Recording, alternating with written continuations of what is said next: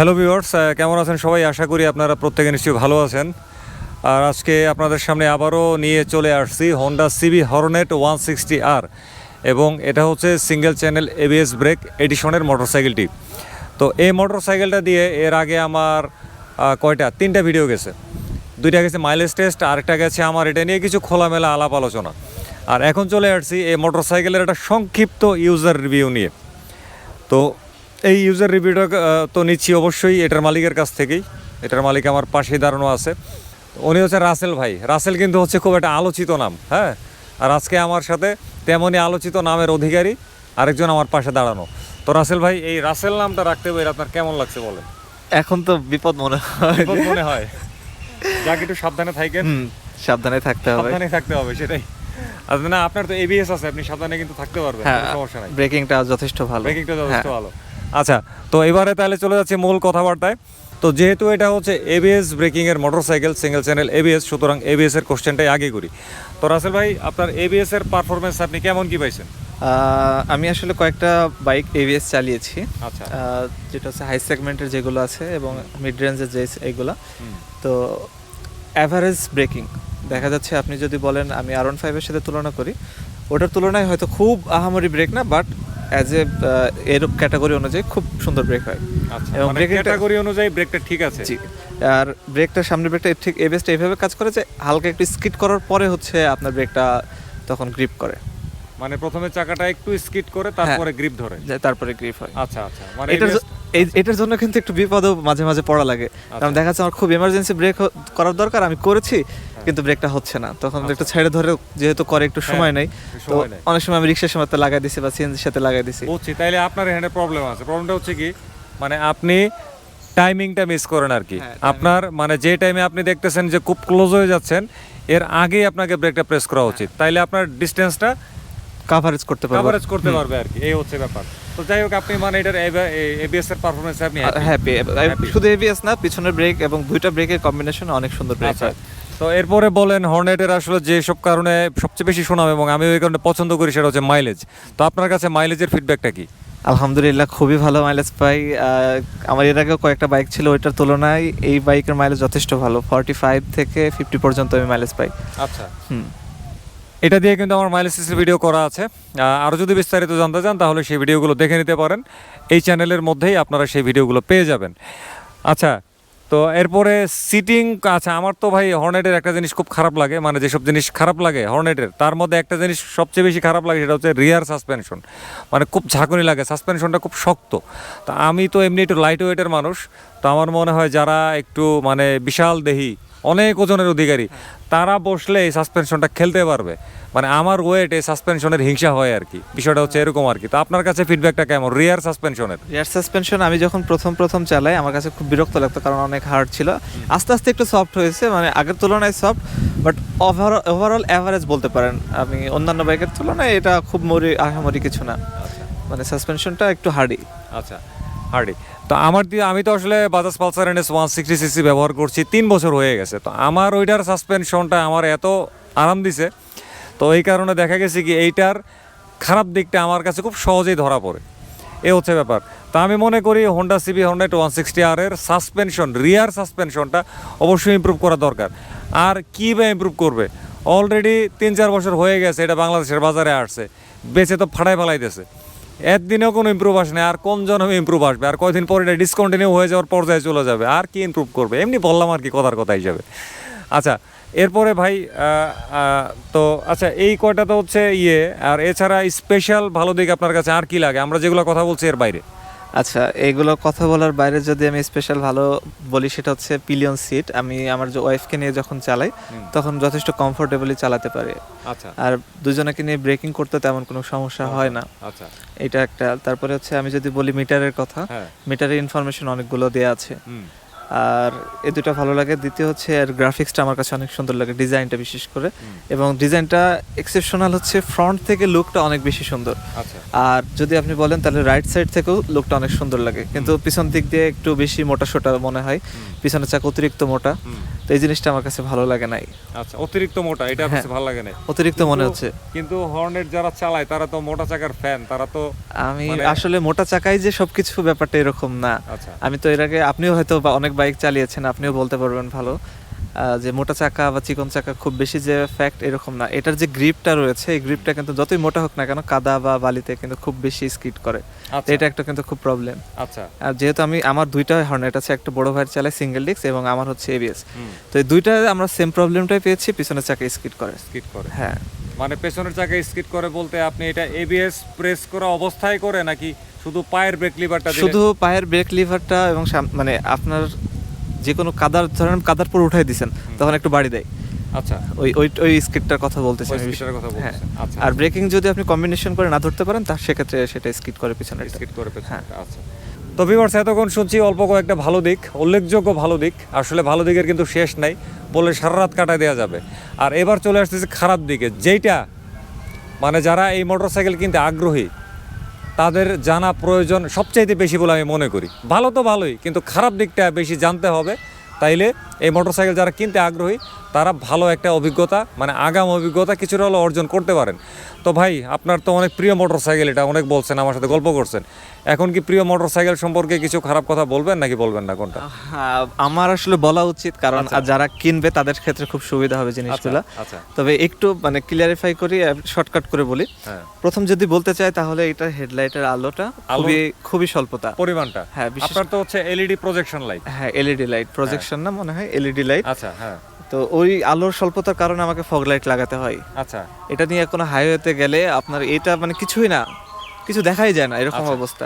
হয়তো ঢাকা শহরে লাগে না, কারণ ঢাকা শহরে তো আলো আর আলো, তো হ্যাঁ, বাইরে গেলে আমরা খুব প্রবলেমে পড়ি এই লাইট আলো। তারপরে যদি বলি আমি, এই যে সুইচগুলো আপনারা দেখতে পাচ্ছেন, এই সুইচগুলো খুবই শক্ত। আচ্ছা, সুইচ প্যানেল। হ্যাঁ, সুইচ প্যানেল খুবই শক্ত। শক্তই, আর যদি সফট করা যেত তাহলে আরো ভালো হতো। তারপরে এই সুইচের, পাসিং সুইচের যে একটা ইয়া থাকে, কি বলে, রিলে থাকে, ওটা নষ্ট হয়ে গেছে। তো এগুলো হচ্ছে খারাপ দিক। আচ্ছা, আপনি কি সুইচগুলো রেগুলার লুব্রিকেশন করেন? হ্যাঁ, WD-40 দেয়া হয়। তারপরে ধরুন WD-40 দেওয়ার পর একদিন বৃষ্টি হয়েছে, একটু বৃষ্টিতে চালাইছি, অটোমেটিক এটা শক্ত হয়ে গেছে আবার। আমি আসলে রাসেল ভাইয়ের সাথে এটা সহমত পোষণ করি এই কারণে, কারণ আমার কাছেও পার্সোনালি এই হর্নেট বলি আর এক্সব্লেড বলি আর হোন্ডার আরও যে সমস্ত বাইক আছে উইদাউট CBR 160R, এই CBR 160R বাদে আর বাকি যা আছে হোন্ডার মোটরসাইকেল বাংলাদেশে, আমার কাছে কোনোটার বিল্ড কোয়ালিটি কিন্তু ভালো লাগে না, কোনোটারই না। তো আমি মনে করি হোন্ডা যেহেতু খুব নামকরা একটা ব্র্যান্ড এবং বাংলাদেশে হোন্ডার প্রচুর ফ্যান ফলোয়ার আছে, আমিও হোন্ডাকে খুব পছন্দ করি, কিন্তু তারা যদি এরকম বিল্ড কোয়ালিটি দেয় তাইলে তো আমি মানে কি করব, কিছু করার নাই। আর হোন্ডা যারা ক্রয় করেন তারা আসলে কি বলবো, তাদের অর্থের সাথে সামঞ্জস্য রেখে এই বিল্ড কোয়ালিটি কিনলে আমার মনে হয় যে তারা খুব একটা লাভবান নাও হতে পারেন। ঠিক আছে, তো এরপরে আর কি খারাপ দিক আপনার কাছে মনে হয়েছে? আচ্ছা, এর ভিতরে আমি একটু কথা বলি। আমি একবার গিয়েছিলাম 8000 কিলোতে হোন্ডা সার্ভিস সেন্টারে, আমি কোন সার্ভিস সেন্টার নামটা মেনশন না করি। আচ্ছা, বলেন। হ্যাঁ, তো তখন আমার সমস্যা হচ্ছিল গাড়িটা একটু ধাক্কাতো। আচ্ছা, তো প্রবলেমটা ছিল আসলে তেলে, আমি তখন বুঝি নাই, আমি গেলাম ওনাদের কাছে। যাওয়ার পরেই প্রথম কথা হচ্ছে গাড়ি কত হাজার কিলো চলেছে, আমি বললাম 8000 কিলো। সার্ভিস করেছেন কত? আমি হচ্ছে 4000 কিলো আগে সার্ভিস করাইছি। বলে ফুল সার্ভিস করতে হবে, এয়ার ফিল্টার ফালাই দিতে হবে, প্লাগ ফালাই দিতে হবে, আনুষঙ্গিক ফুল একটা সার্ভিস করাতে হবে। আমি বলছি ভাই, আমি একটা এক্সেপশনাল একটা প্রবলেম নিয়ে আসছি, তো এই প্রবলেমের সলিউশন না দিয়ে আপনি আনুষঙ্গিক অনেক কিছু চেঞ্জ করতে বলতেছেন, এটা তো আসলে কোনো ব্যাপার হতে পারে না, তাই না? তারপর ওনাদের সাথে একটু রাগারাগি করে আমি ওদের সার্ভিস সেন্টার থেকে বের হয়েছি, চলে আসি। এরপরে আর কখন আমি হোন্ডার এই সার্ভিস সেন্টারের মুখের দিকে তাকাই না। একবার কিক আউট, মানে একবার হয়ে আপনি চলে আসছেন। হ্যাঁ, এছাড়া মানে ওদের আমি সার্ভিস সেন্টার, ওদের আন্তরিকতার অনেক অভাব। আচ্ছা, আর একটু আন্তরিক হলে মনে হয় যে খুব ভালো হয় আমাদের জন্য। আমরা যারা ইউজার রয়েছি, আমরা চাই যে আমরা সার্ভিস সেন্টারে যখন যাব তখন সার্ভিস সেন্টারের সবাই আমাদের সাথে একটু সুন্দরভাবে ব্যবহার করবে এবং সুন্দর সার্ভিস দেবে। সুন্দর ব্যবহারটা সবথেকে বেশি ইম্পর্টেন্ট। না আসলে আমি আমার ব্যক্তিগত অভিজ্ঞতা থেকে এবং ব্যক্তিগত পর্যবেক্ষণ থেকে কিছু কথা বলি। এটা শুধুমাত্র যে হোন্ডার সার্ভিস সেন্টারের ক্ষেত্রেই কথাটা প্রযোজ্য তা না, এটা সব সার্ভিস সেন্টার। তো সার্ভিস সেন্টারগুলোতে গেলে করে কি, মানে কিছু কিছু সার্ভিস সেন্টার একদম কমন, যে একটা বাইক যাবে আর ফটার পর তাদের আগে থেকে এটা লিস্ট করা থাকে। হ্যাঁ, তাদের আগের এটা পূর্ব নির্ধারিত প্ল্যানিং, তাদের নীল নকশা, মানে জিনিসটা খারাপ এই কারণে আমি এটার নীল নকশা বলতেছি। মানে একটা বাইক যাওয়া মাত্রই এটার এয়ার ফিল্টার বদলাইতে হবে, এটা যদি সোনারূপা দেও বানানো এয়ার ফিল্টার হয় সেটাও বদলাইতে হবে, তারপরে প্লাগ বদলাইতে হবে, প্লাগ ক্যাপ বদলাইতে হবে, অ্যাক্সিলারেটর কেবল, ক্লাস কেবল, এগুলা 4-5টা জিনিস আছে, হাত দিলেই বদলাইতে হবে। এইটা ঢাকা শহরে আমি ম্যাক্সিমাম সার্ভিস সেন্টারে আমি দেখছি তারা এই কাজটা করে এবং খুবই জঘন্যতম একটা আচরণ তারা এই সাধারণ মানুষদের সঙ্গে করে। আমি খুবই ঘৃণা জানাই এই সমস্ত সার্ভিস সেন্টারদের উদ্যোক্তাদের প্রতি, পরিচালনাকারীদের প্রতি এবং সংশ্লিষ্ট কারিগরদের প্রতি খুবই ধিক্কার জানাই। আপনার সাথে আসলে আমি একমত, কারণ আমরা যারা ইউজার তারা অবশ্যই চাইবো যে আমাদের গাড়িটা সর্বোচ্চ সার্ভিস মানে বেস্ট সার্ভিসটা পেতে। তো সেক্ষেত্রে সার্ভিস সেন্টারে যে যদি আমরা যারা ইউজার আমরা কিন্তু খুব বেশি বুঝি না, আমরা শুধু এটুকুই বুঝি যে গাড়িটা কীভাবে সুন্দরভাবে চলবে। আচ্ছা, আপনার তাইলে এরপরে আপনি কি হোন্ডার আর কোনো সার্ভিসই করেন না? আমি আর কোনো সার্ভিসে যাই নাই। তাইলে আপনার ইঞ্জিন ওয়ারেন্টি সব মানে তো 1 বছর তো হয়ে গেছে, 1 বছরই তো ওদের ওয়ারেন্টি থাকে আমি যতটুকু জানি, তো প্রয়োজন পড়ে না আর। তো আপনার এটা চলছে হচ্ছে 18,000 কিলোমিটার প্লাস।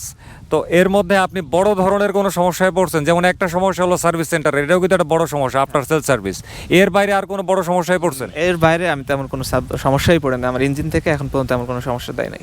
আচ্ছা, আপনার কাছে কি মনে হয় এই যে Hornet 160R single channel ABS, এইটা মানে কিরকম, মানে ব্যয়, এটারে লালন পালন করতে খরচ টরচ কেমন? খরচ বলতে গেলে খুবই খরচ কম, খুবই কম, কারণ আপনার 20,000 তো আমি বললাম প্রায় 20,000 কিলো 18,000 সামথিং চলছে। এয়ার ফিল্টার, ব্রেক প্যাড ছাড়া গাড়ির কিছুই চেঞ্জ করা লাগে না। আচ্ছা, তো 20,000 কিন্তু একটা হিউজ অ্যামাউন্টের কিলোমিটার, এর ভিতরে অনেক কিছু সমস্যা হতে পারে। তো সেক্ষেত্রে বলবো পার্টসের দামও মোটামুটি রিজনেবল আছে, বাট আর একটু পার্টসের দাম যদি কম হতো তাহলে বেটার হতো। যদি আমি সিবিএস এর ব্রেকের কথা বলি, সামনের ব্রেক প্যাডের দাম 2,000 টাকা, এটা হিউজ অ্যামাউন্ট। সিবিএসটা? হ্যাঁ, সিবিএস এ। তো সেক্ষেত্রে আমাদেরটা হয়তো 600-650 টাকা লাগে, তো যারা সিবিএস কেনে তাদের তো অনেক বেশি কস্টিং হয়ে যায়। তো পার্টসের দামটা আরেকটু রিজনেবল হলে আমাদের মনে হয় ভালো হয়। আচ্ছা, ওকে। আরেকটা কোশ্চেন আমাকে করতে পারেন, সেটা হচ্ছে যে গাড়িটা এত টাকায় কেনা উচিত কিনা? ও দেখছেন, খুব ইম্পর্টেন্ট একটা কোশ্চেন।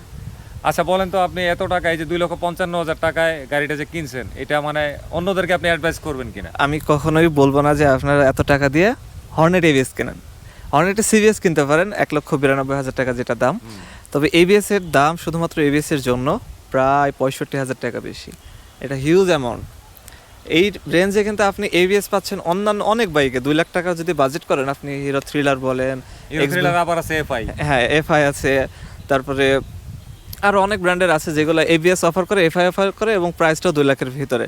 তো আপনি ওইগুলো রেখে এগুলোর প্রতি কেন আসবেন? এটা অবশ্য ভালো। প্রথম কথা হচ্ছে আমার এটা আসলে ভ্যালু ফর মানি না। না, কখনোই না। এটা হিউজ একটা অ্যামাউন্ট। আপনার মানে আমি কি বলবো, এটা কেনা উচিত না। 2,55,000, এটা যদি 2,10,000 পর্যন্ত থাকতো তাহলে হ্যাঁ চিন্তা করা যেত যে আচ্ছা হোন্ডা একটা রিনাউন্ড ব্র্যান্ড, আচ্ছা কিনলে সমস্যা নাই। তো আপনি সেক্ষেত্রে এত টাকা দিয়ে কেনার কোনো দরকার নেই। এটা না, এটা ঠিক আছে, এটা ভালো বলছে। এটা আমি ওনার সাথে পুরোপুরি একমত পোষণ করি এবং এই বিষয়টা নিয়ে আমি কিন্তু আলাদা একটা ভিডিও বানাইছি, ওখানে আমি অনেক কথাবার্তা বলছি এটার দাম নিয়ে, অন্য অনেক বাইকের সঙ্গে দাম কিছু ফিচারে কম্পেয়ার করে। তো সেই ভিডিওটা দেখবেন, আরও কিছু বুঝতে সক্ষম হতে পারেন। তো যাই হোক, আজকে এই ভিডিওটা এখানে শেষ করে দিচ্ছি, কথা হবে আবার অন্য ভিডিওতে। তো সবাই ভালো থাকবেন, সুস্থ থাকবেন, নিরাপদে থাকবেন, নিরাপদে মোটরসাইকেল চালাবেন, ট্রাফিক আইন মানবেন এবং মোটরসাইকেল চালানোর সময় অবশ্যই ফুল ফেস সার্টিফাইড হেলমেট ব্যবহার করবেন। খোদা হাফেজ।